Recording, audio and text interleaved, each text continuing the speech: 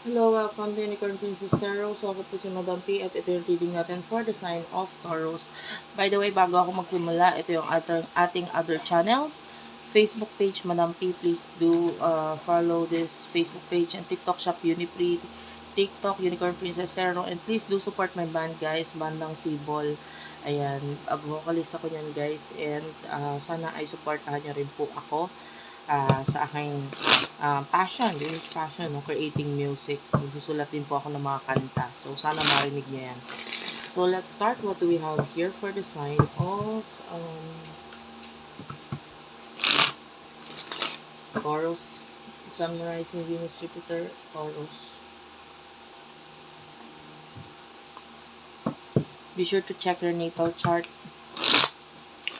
for the sign of Taurus, Sun, Rising, Venus, Jupiter, Taurus.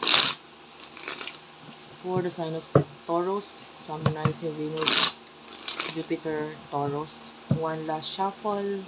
Kung hindi ko makuha yung energy mo, ibigay mo sa iba. Be sure nakalike ka rin doon sa isang channel natin, ha? Earth Sign Philippines, since Taurus is an Earth sign, so please do check it out. Subscribe mo rin ako doon. The High Priestess, the Lovers is here. Oh, this is Ten of Cups. May mga tao sa paligid mo ngayon na parang you have to use your intuition towards these people, the lovers, karelasyon, kasama yan. Family, friends, kung sino man yung nakakasama mo, parang may mga tao kang kailangan iwasan or layuan ngayon. Pwedeng nakikita mo sa kanila kasi is a rose-colored glasses Seven of Cups. When I say wearing like a rose-colored glasses, para ka nakasuot ng salamin na kulay pink, na color rose, no? And what you see to this person is puro mga magaganda lang. And hindi mo na notice kung ano yung mga pangit or masasamang pinagagawa niya or intentions niya or ano bang klase siyang tao. Pwedeng hindi mo napapansin or na pupuna itong mga bagay na ito But kung mapupuna mo ito, if ever, for example, you have a friend na ganyan, nasa sitwasyon mo, and then makikwento niya sa'yo yung sitwasyon niya, na kunwari nga yung sitwasyon mo, no? Kahit ikaw mismo ang i-advise mo dun sa friend na yun is to get out of that person, leave that person, kasi hindi ka okay dyan. And it could be the lovers, it could be a relationship, situationship, whatever, kung ano man ito, but I can see that this person is very shady, and nakikita mo yun, kaya lang hindi mo nga pinapansin May mga rason for you to leave this person, but you're not doing it with the Seven of Swords. Ito yung dapat mong gawin. Alisan, layuan, yung partnership, friendship, relationship with this person, pero hindi mo ginagawa. So, sino ba itong person na kakonect yung pagdating sa love for the sign of Taurus? For the sign of Taurus, Sun, Rising, Venus, Jupiter, Taurus. Person na kakonect mo for the sign of Taurus, Sun, Rising, Venus, Jupiter, Taurus. Okay, 3 cards yung lumabas. You do have here the Two of Wands, the Emperor, and the Four of Pentacles, Taurus, Virgo, Capricorn, Aries, Leo, Sagittarius, Energy, Major Arcana, the Emperor. Nakita tayo pag-aaway dito, Five of Wands. So, whoever this person is, matagal ka na dapat nakapag-desisyon Kasi may mga pag-aaway na in the past, or may mga nagiging rason na talaga in the past na parang to let go of this person. Pero hindi mo ginagawa yon. The Four of Pentacles, sabihin na natin importante itong person na to sa'yo. And the Two of Wands, nakikita natin na may mga plano siya ngayon. I don't like this person, honestly. Hindi ko siya gusto. Why? Kasi with the Four of Cups, meron siya mga plano na parang hindi siya sigurado. And the Justice card is here. Pwedeng may kinalaman sa kanyang career.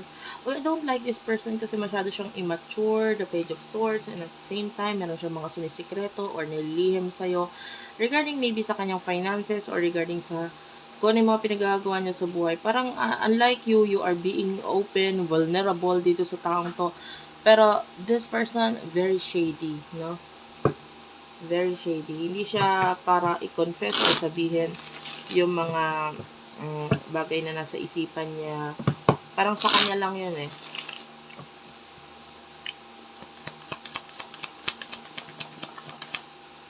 Okay, so you do have here the Ten of Cups, the Five of Cups, and the Two of Pentacles. Okay.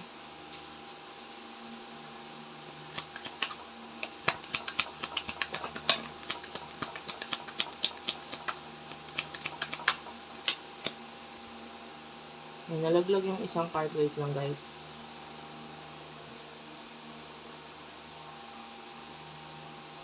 Okay, so you do have here the Wheel of Fortune, the King of Pentacles, and the Queen of Wands, Aries, Leo, Sagittarius, Taurus, Virgo, Capricorn. Bottom of the deck is the Page of Wands and the Empress. Well, I do see that yung focus mo ngayon is family. For now, nakakita tayo ng kalungkutan dito because with the Two of Pentacles, pwedeng dumadaan ka sa pagsubok. You know, maybe rocky road pagdating sa family mo ngayon, relationship mo sa kanila, or maybe may mga bagay na nawala sa'yo ngayon, but you still have more, but it's not enough. Parang ngayon nagkakaroon na may yung iba distance with regards to your family and to the people na pwedeng minsan na naging mahalaga para sa'yo, pero ngayon nakikita natin yung kalungkutan mo dito. King of Pentacles, I see that this person nakakonect mo sees you as someone na parang alam niya yung situation mo and with the Wheel of Fortune, gusto rin naman niya mabago kung ano yung situation mo. With the Queen of Wands, pwedeng nakakita tayo ng mga advices dito, mga sinasabi niya sa'yo regarding sa situation mo na yan. Nakikita natin na nagiging open siya. But there's something about this person na parang kailangan mong malaman. Tell me about this. Tell me about this. Ano yung dapat namin malaman dito sa person ni Taurus? Ay, mga dapat mong malaman sa kanya. You do have here the Eight of Pentacles, Three of Cups, King of Swords. Masyado siya matago hindi natin makita. Ang mas nakikita natin dito, Five of Swords, there's something here na kailangan mo i-cut off dito sa person na to. I feel like it could be this person's friends, ganon. Kung hindi man siya literal or hindi man siya mismo, it could be yung hindi pwedeng pagkatiwalaan sa kanya ay hindi siya mismo, but rather yung mga kaibigan niya. Kasi parang kung ano yung sasabihin ng kaibigan niya, dun siya. Kumbaga, madali siyang maakit or maloko or mahikayat, sabihin natin gano'n, ng mga kaibigan niya, and that is one of the reason na kung bakit kailangan iwasan. Maybe kung hindi man siya yung iiwasan yung friends, like it's not helpful sa connection or sa relationship ninyo. Kasi I can see this person na parang work naman yung focus niya, pero once na doon na siya sa kaibigan niya, hindi na siya parang yung taong kilala mo, hindi na siya okay. Okay? And the Five of Swords is here, so you need to cut this person off, or yun nga, literal, yung friends niya, kung hindi man siya. So, what will happen in the near future for the both of you?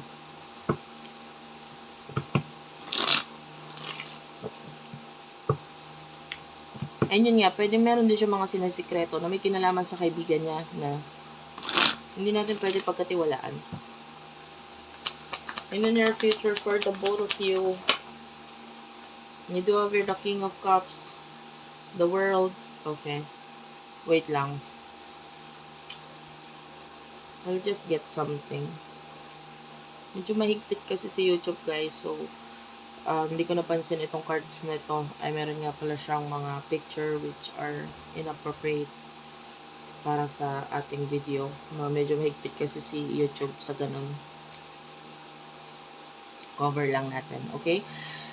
So, you do have here the Nine of Wands, the Ace of Pentacles, Page of Pentacles, the King of Wands, the Knight of Wands, and the Three of Swords is at the bottom of the deck. Well, this is bad. The King of Cups, I can see you being vulnerable in the near future para dito sa person na to. The world, masyado kang open. And the more na nagiging open ka dito sa person na to, nakikita niya kung ano yung mga bagay na pwede niyang gamitin laban sa'yo.